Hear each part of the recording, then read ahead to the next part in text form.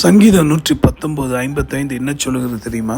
கர்த்தாவே, ராக்காலத்தில் உமது நாமத்தை நினைத்து உமது வேதத்தை கை கொள்ளுகிறேன். இந்த பூமியில பகல் காலம் ராக்காலம் என்று உண்டுங்க.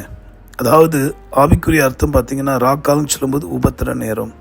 நம்முடைய வாழ்க்கையில கூட எதிர்பாராத துயரம், வேதனை, தவிப்பு, இழப்பு என்று பல காரியங்கள் வருது இல்லைங்களா? அதை தான் வேதம் ராக்காலம் சொல்லுது.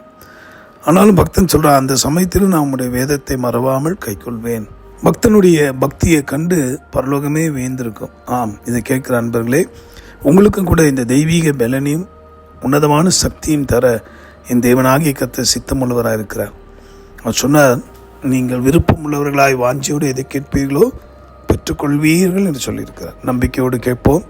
இது ஒரு உன்னதமான ஒரு அனுபவத்தை நமக்கு தரும். ஜெபிக்கலாமா? அன்புள்ள ஆண்டவரே, இந்த வார்த்தையை கேட்டு என்னோட ஜெபிக்கிற யாவருக்கும் உம்முடைய பலனை தருவீராக. வாஞ்சியை ஒவ்வொரு உள்ளத்திலும் பெருக பண்ணுவீராக.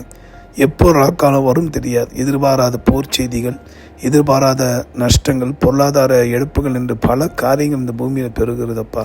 ஆக இந்த ராக்காலின் அனுபவத்தை கர்த்தர் மாற்றி உங்களுடைய பிள்ளைகளை நீ சந்திக்க வேண்டுமா ஜெபிக்கிறேன். காத்துக்கொள்ளும் மீட்பர் மூலமாக வேண்டுகிறோம் நல்ல பிதாவே, ஆமேன்.